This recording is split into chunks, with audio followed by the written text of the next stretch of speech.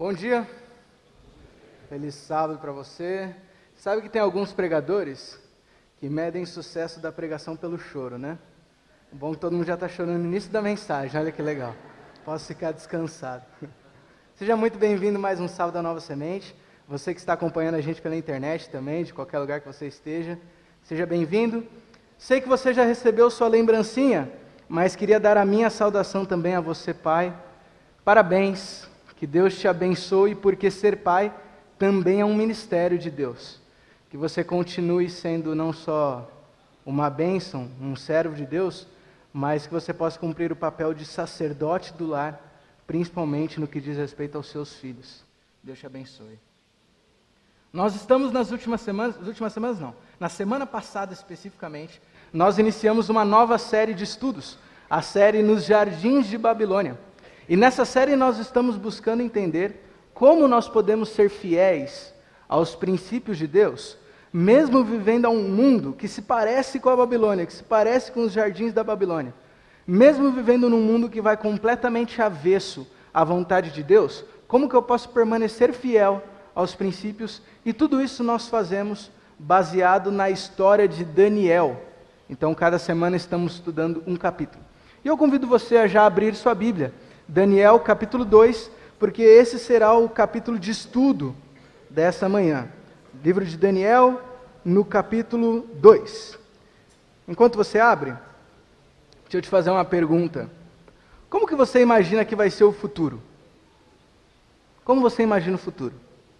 Quando eu me refiro tanto ao futuro imediato quanto àquele bem distante.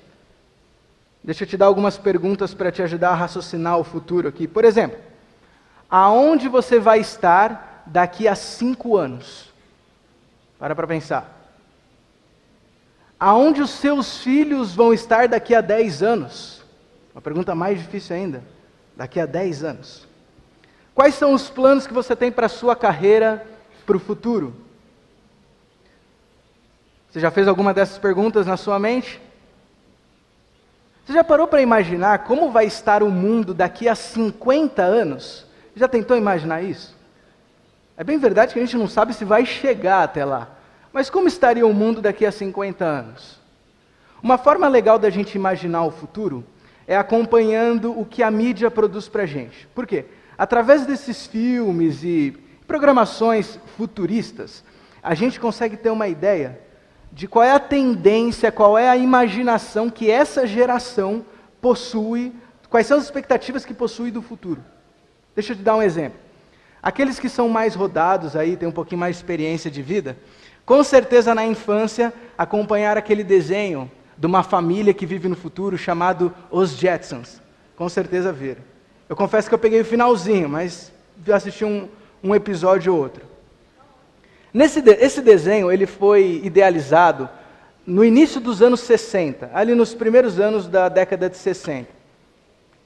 E a proposta desse desenho é imaginar como seria a vida no ano de 2062. É aí que se passa o desenho dos Jetsons. 2062.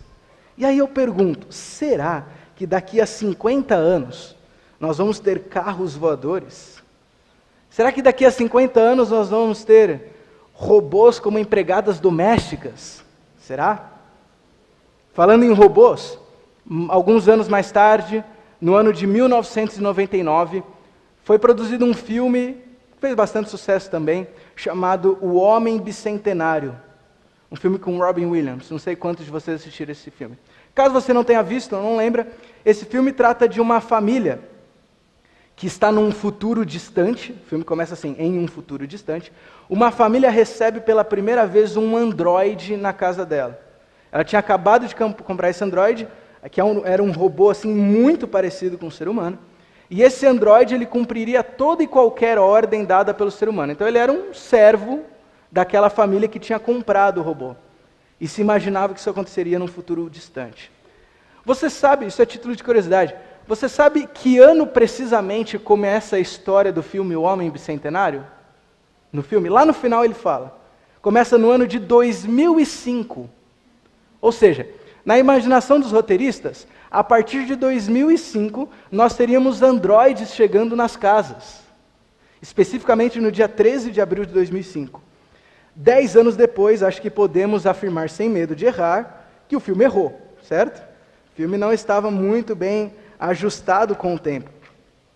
Mas o fato é que nós gostamos de imaginar o futuro. É legal a gente parar para pensar como vai ser a tecnologia daqui a alguns anos, como vão estar as coisas daqui a alguns anos. Mas o imaginar o futuro também tem um outro lado, porque algumas pessoas, eu diria, que têm a necessidade de imaginar o futuro. E é compreensível isso. Nós, como seres humanos, nós temos a tendência de querer tudo sob o nosso controle, tudo debaixo das nossas mãos.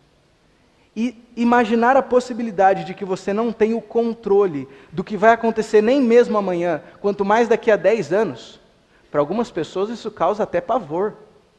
Como que eu não tenho o controle da história? Eu não sei o que vai acontecer exatamente. Como que eu posso lidar com um futuro desconhecido? Quando nós colocamos o fator espiritual em xeque, essa expectativa ou essa ansiedade, ela cresce ainda mais. E aí surgem perguntas como eu posso preparar para amanhã minha vida, sabendo que eu vivo num mundo completamente entregue ao pecado? Como eu me preparo para o amanhã desconhecido? Que esperança eu posso ter em um mundo que é completamente contaminado pela maldade? Que qualidade de vida eu terei daqui a 15 anos? Ou, pensando mais além, como eu posso criar meu filho no caminho correto, se tudo que está à nossa volta tenta levar meu filho para o caminho errado? Como eu poderei confiar minha vida a uma outra pessoa, sendo que todas me decepcionam? Será que eu vou morrer sozinho? O que vai acontecer com a minha vida profissional se eu tomar esta ou aquela decisão? Alguma dessas perguntas já passou na sua mente? A incerteza do amanhã. Às vezes ela é assustadora. Hoje, nós vamos ler um episódio da história de Daniel, que vai nos ajudar justamente a aprender, entender como devemos lidar com esse futuro desconhecido. Como devemos lidar com as incertezas do amanhã. Como que nós podemos encontrar consolo ou conforto, mesmo sem saber o que está por vir. E eu convido você a ler o capítulo 2, nós vamos ler a partir do verso 1. Mas antes, convido você também a fechar seus olhos, porque nós vamos mais uma vez pedir a orientação de Deus. Oremos. Senhor Jesus, em mais um sábado, estamos aqui na Tua casa ou em qualquer outro lugar acompanhando esse momento para estudarmos juntos a Tua palavra, Senhor. Por isso nós abrimos a Bíblia. E a primeira coisa que nós fazemos ao abri-la é te agradecer, porque um dia o Senhor deixou registrado para nós a história tão preciosa de Daniel, Senhor. E agora que nós vamos ler, a segunda coisa que te pedimos é que nós possamos ser transformados pela Tua palavra. Que nesse momento nós possamos ouvir apenas e tão somente a Tua voz. Por favor, abra o nosso entendimento, fale ao nosso coração. Nós oramos em nome de Jesus. Amém. Livro de Daniel, capítulo 2, verso 1.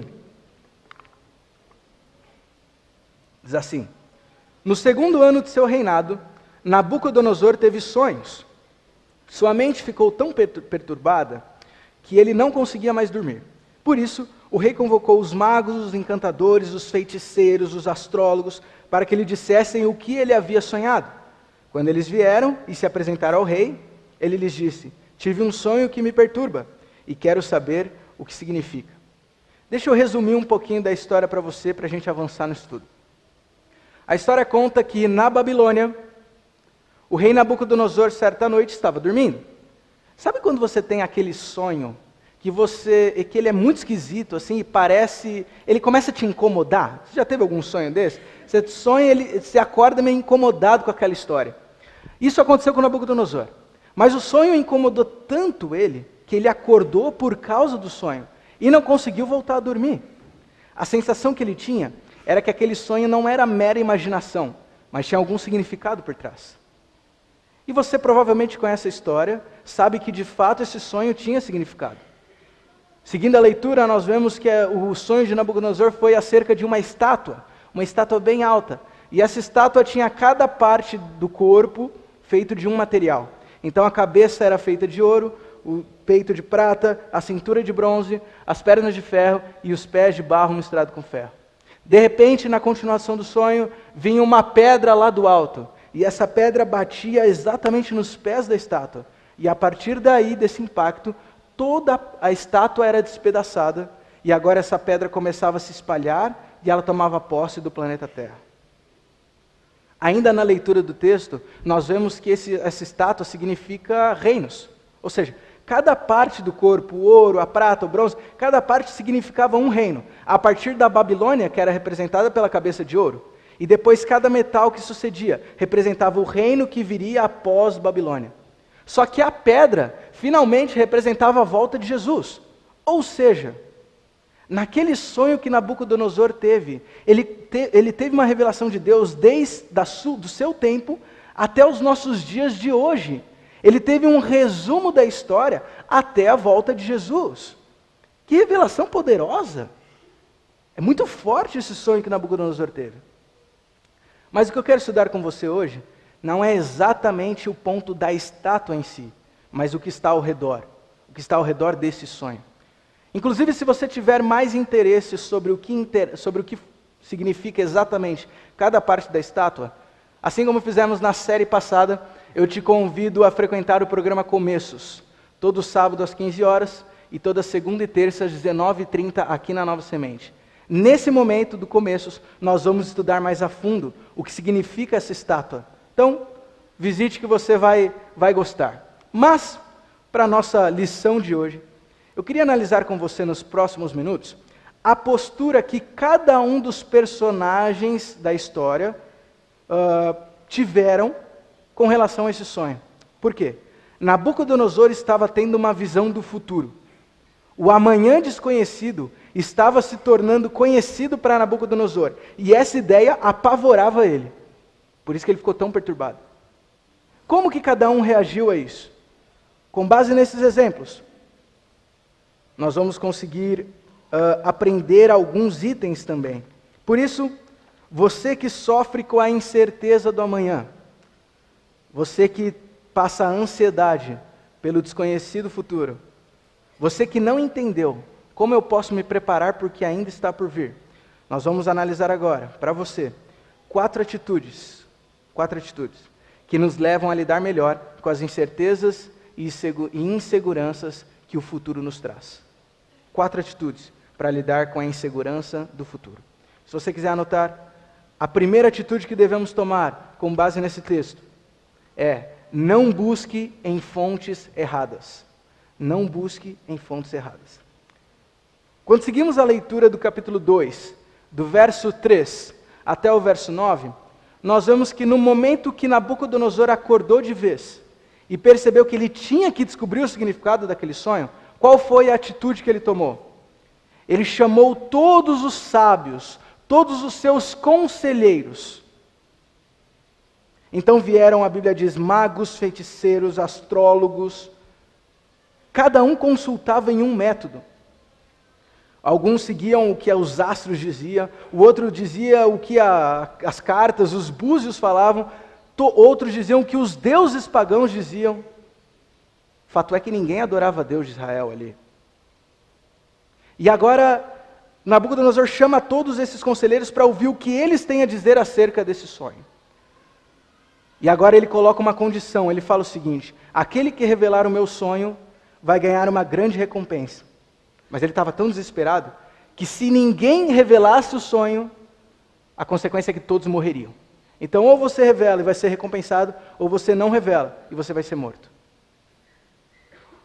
Uma parte curiosa dessa história. Você se lembra que na semana passada, o pastor Fabiano estudou o capítulo 1 de Daniel. Você se lembra que nós vimos a história de que Daniel, quando chegou na Babilônia, ele teve sua fé provada na questão da alimentação?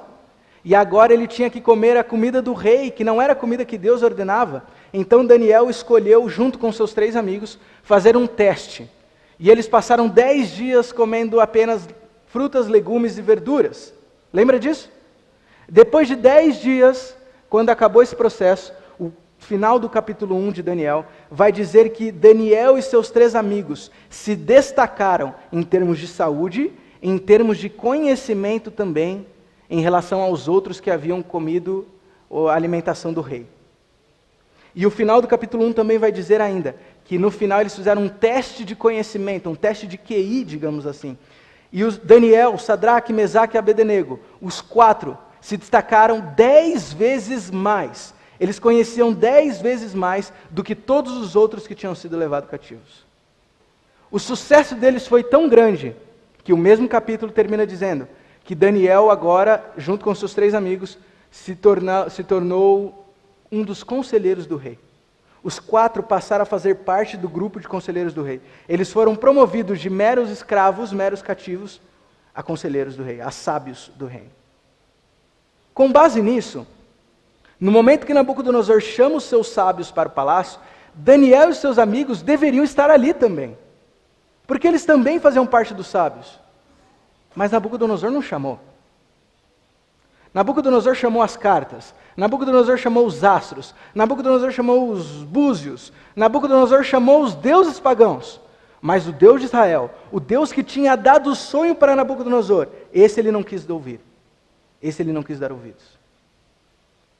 A primeira lição que nós tiramos dessa história é que muitas vezes nós fazemos a mesma coisa.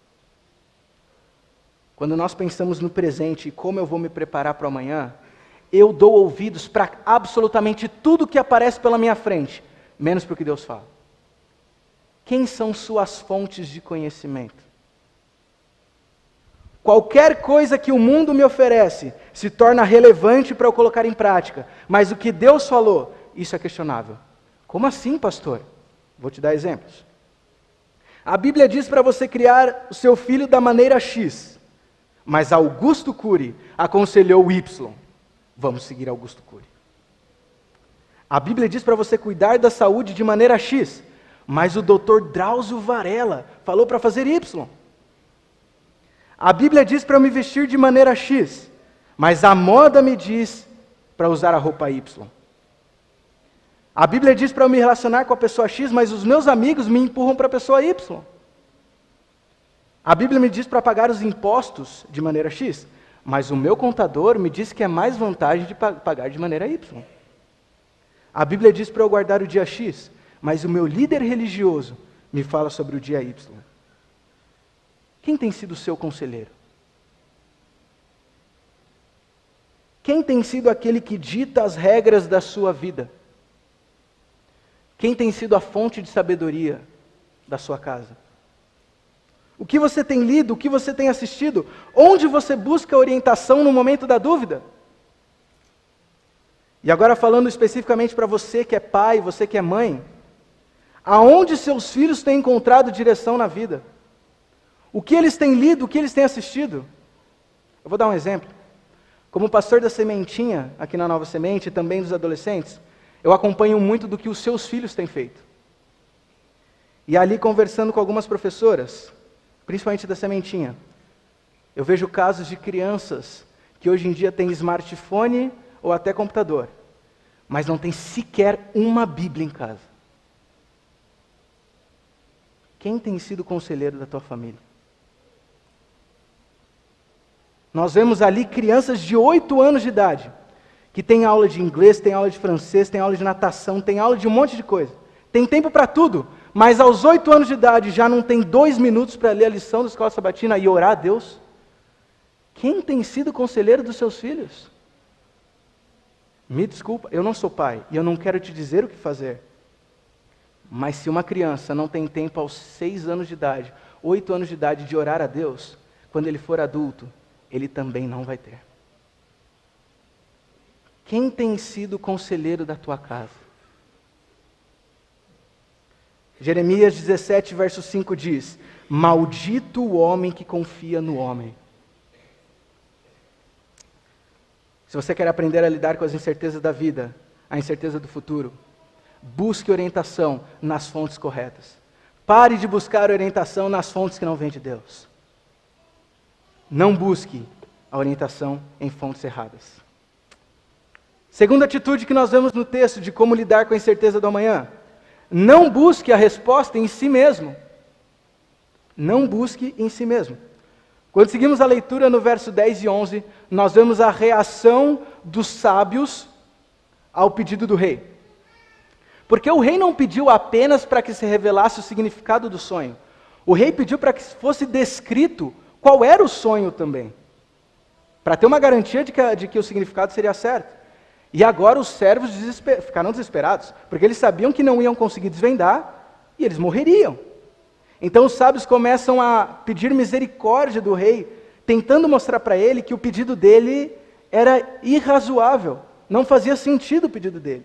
E olha que interessante qual é o argumento que eles usam no verso 11. A Bíblia diz assim, verso 11: a coisa que o rei exige é muito difícil, e ninguém há que a possa revelar diante do rei, senão os deuses, e estes não moram com os homens.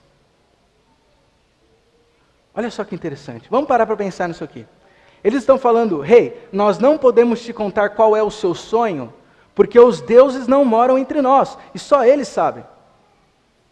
Mas se os deuses não estão entre nós para contar qual é o sonho, eles estariam entre nós para contar qual é o significado do sonho? Lógico que não. Então eu te pergunto, de onde aqueles sábios esperavam tirar a resposta para o sonho? De si próprios. Olhando para si mesmo, eles encontrariam a resposta. E muitas vezes, nós também fazemos a mesma coisa. Eu consigo. É a filosofia. Qual é a filosofia moderna? Você consegue, lute pelos seus sonhos, não deixe ninguém dizer o contrário, só depende de você, você é a sua maior força, você é que vai conquistar a vitória. Não é isso que diz? Olha que mensagem bonita, querer é poder. Não é isso que a Bíblia fala. A Bíblia fala completamente o oposto. A Bíblia fala, você não consegue. Não adianta, você não vai ser como deveria ser. Você não consegue.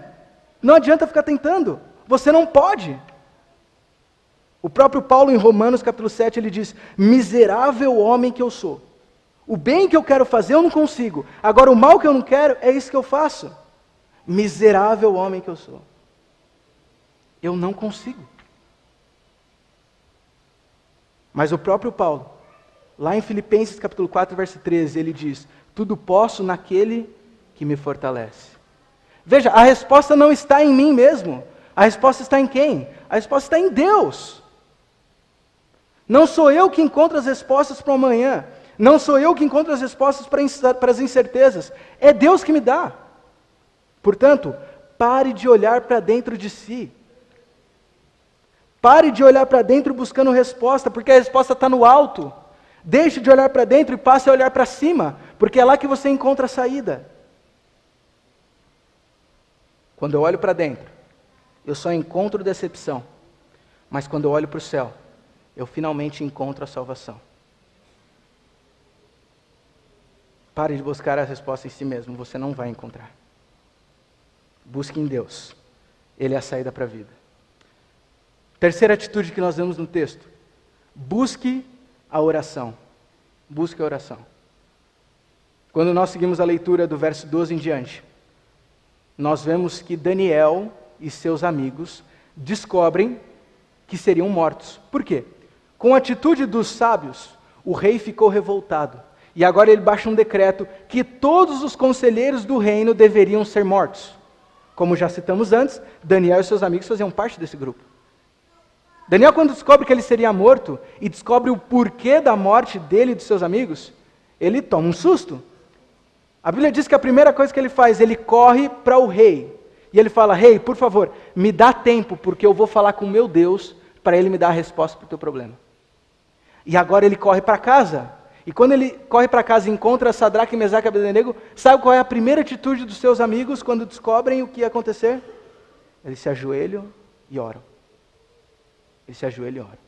Eles oram para que Deus os cuidasse deles. Eles oram para que Deus desse a revelação. Eles oram para que Deus livrasse eles desse momento.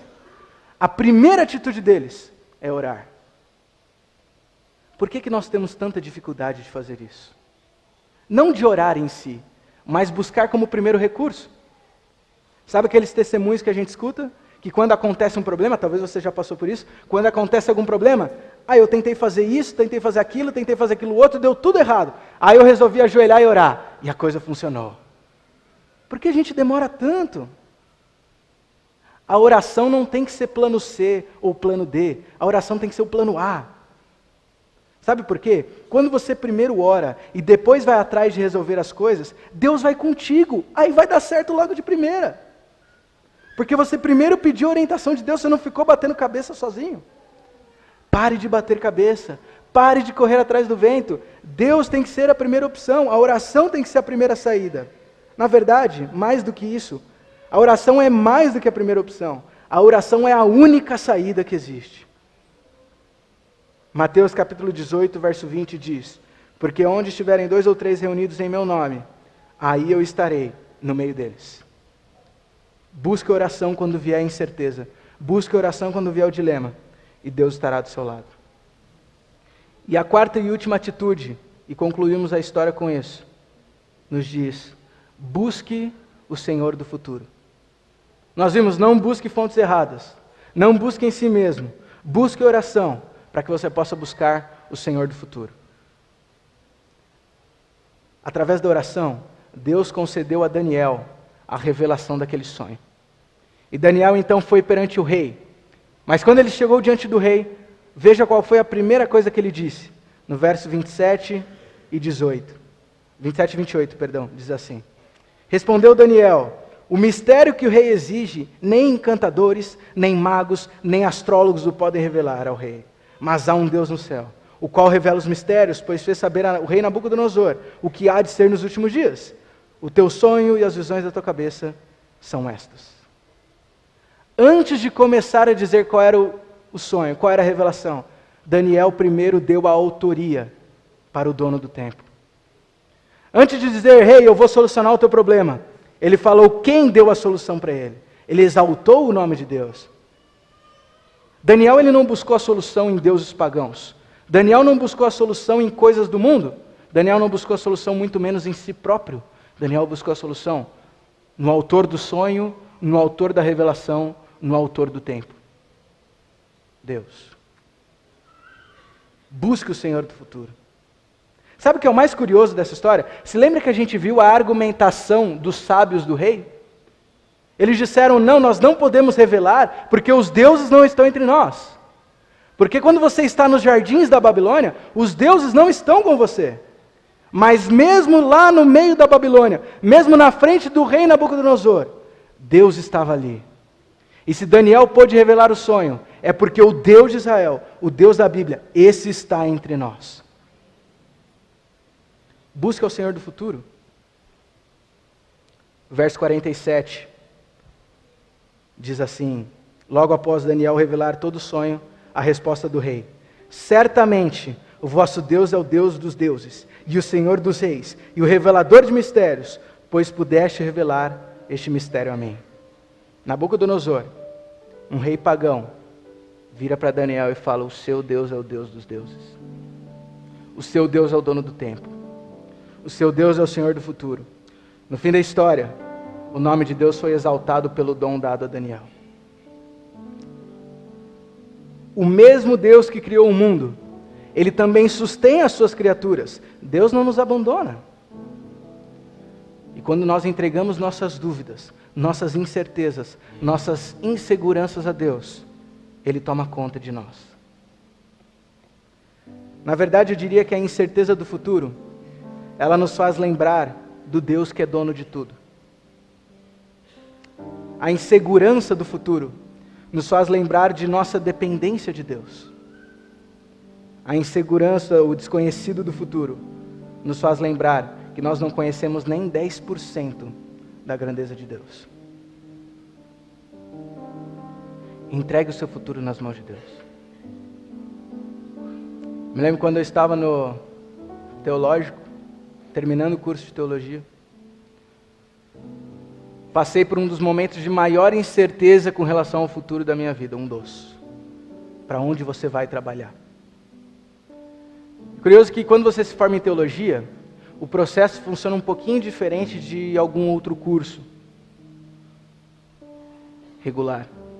Quando você se forma na faculdade, o que você faz? Você pega o seu currículo e leva para os lugares oferecendo seu tempo, seu trabalho, certo? Em teologia é exatamente o contrário, pelo menos na igreja adventista. O seu currículo, ele vai para a internet, E agora os interessados vêm até a internet para ler o seu currículo. Você não vai atrás do seu patrão, o patrão vai atrás de você. É mais ou menos assim. Tem o seu ponto positivo, que você não precisa correr atrás. Mas tem o seu ponto negativo, porque se ele não vier, ninguém vem.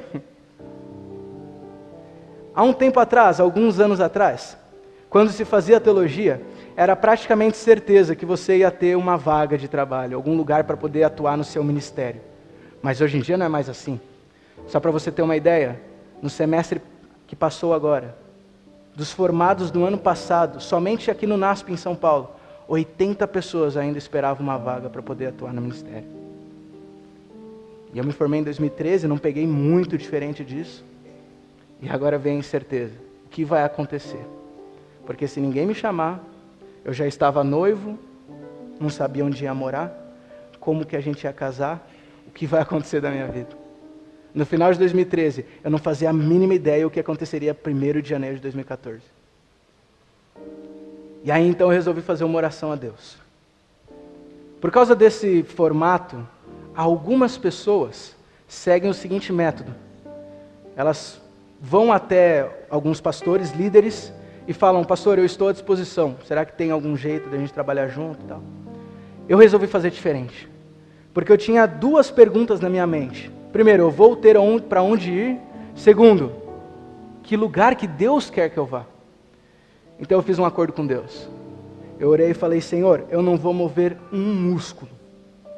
Eu vou ficar parado. Eu só vou aonde me mandarem. Mas o primeiro chamado que chegar, pode ser para uma tribo indígena, eu vou entender que é a tua vontade para a minha vida. E assim eu fiz.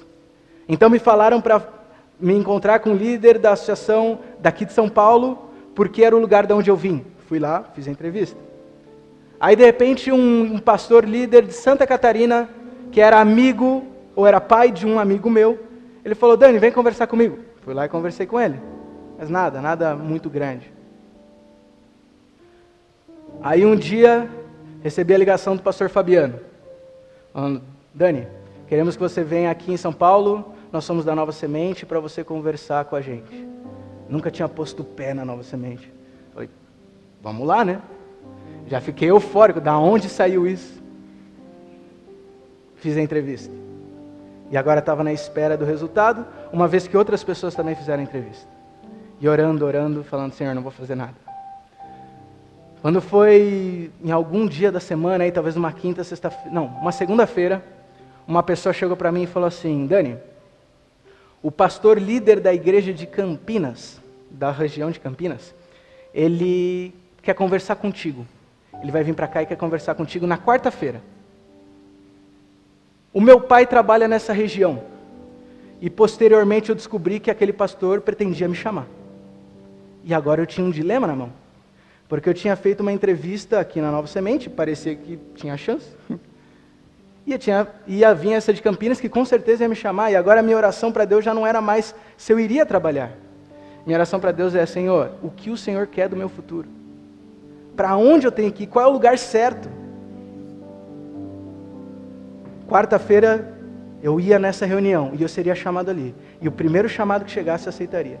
Na terça-feira, por volta da hora do almoço, acho que foram umas 2 ou 3 semanas depois da entrevista, o pastor Fabiano me ligou: Dani, a gente está querendo te convidar para trabalhar aqui na Nova Semente. Você aceita? Você quer pensar um pouco e tal? Eu falei: não, tá fechado. Você tá não, pode assinar contrato aí, o que tem que fazer? Tá fechado. Me lembro que naquela hora eu desliguei o telefone e eu literalmente gritei no quarto sozinho, parecia um louco. Eu não só havia sido chamado, mas eu tinha certeza qual era o plano de Deus para a minha vida. Realmente, na quarta-feira, houve a entrevista, fui porque havia combinado, e aquele pastor me chamou. E eu falei: pastor, infelizmente, entre aspas, né? Já aceitei outro convite. E eu tive, desde que eu coloquei o pé aqui a primeira vez, eu tive a convicção de que, apesar de todos os pesares, Deus tinha esse plano para o meu futuro. E tudo correu muito bem. Quando você entrega o futuro na mão de Deus, a insegurança não faz mais sentido, porque Deus está no controle de tudo. É como diz o texto de Salmos 37, verso 5, diz assim: entrega o teu caminho ao Senhor, confia nele e o mais Ele fará. Entrega o teu futuro a Deus. Por isso, se você ainda vive na ansiedade e na incerteza do futuro, eu queria concluir essa mensagem lendo um texto que está em Mateus capítulo 6. Mas eu vou ler numa versão diferente. Alguns de vocês possuem. É a versão A Mensagem. E eu queria que você escutasse. Mateus capítulo 6. Diz assim. Presta atenção. Se vocês se decidirem por viver para Deus, não ficarão aflitos com a comida que terão de pôr na mesa, ou se o guarda-roupa está cheio, vazio ou até fora de moda. Há muito mais coisas na vida que a comida que vai para o estômago. Há muito mais coisas para se ver que as roupas que vocês usam. Olhem para as aves, livres e desimpedidas. Não estão presas a nenhum emprego e vivem despreocupadas aos cuidados de Deus. E vocês valem muito mais que os passarinhos. Caminhem pelos campos e observem as flores silvestres. Elas não se enfeitam nem compram, mas vocês já viram formas e cores mais belas do que estas?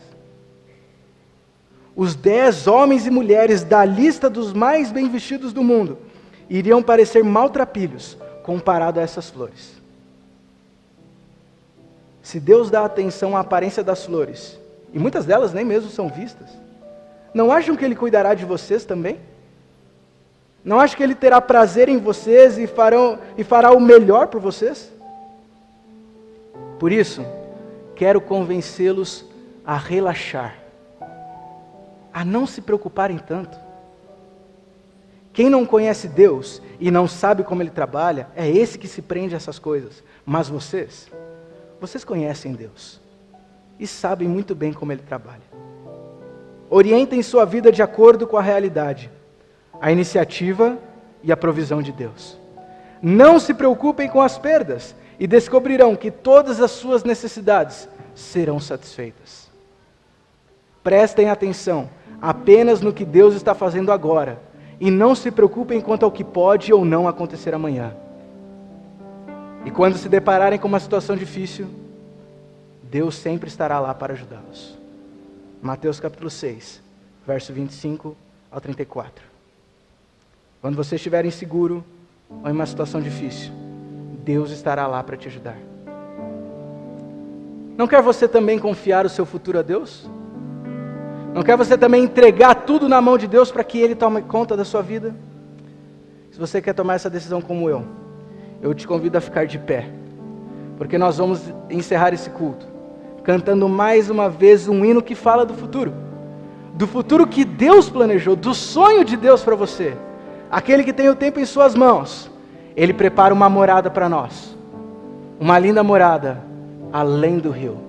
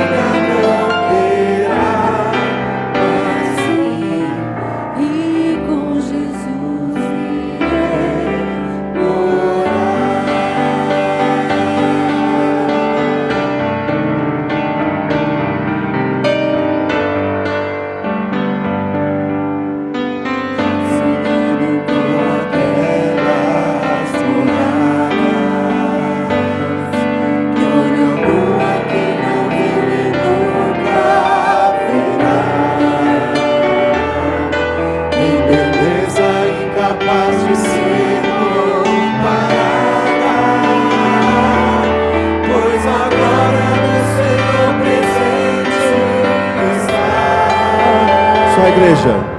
Muito mais.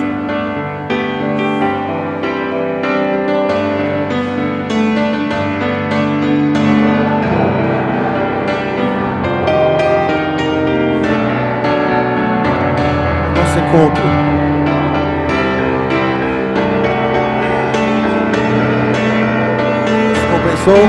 Começou a viver, lutar, vencer a final. Além do rio existe lugar pra mim. Além do rio existe paz. Além do rio a vida não terá mais fim. E com Jesus irei morar.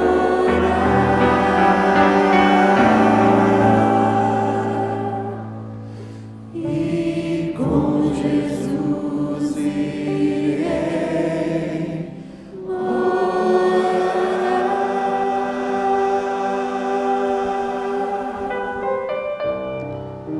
Isaías capítulo 55, verso 9 diz: Porque assim como os céus são mais altos do que a terra, assim são os meus caminhos mais altos do que os vossos caminhos, e os meus pensamentos mais altos do que os vossos pensamentos.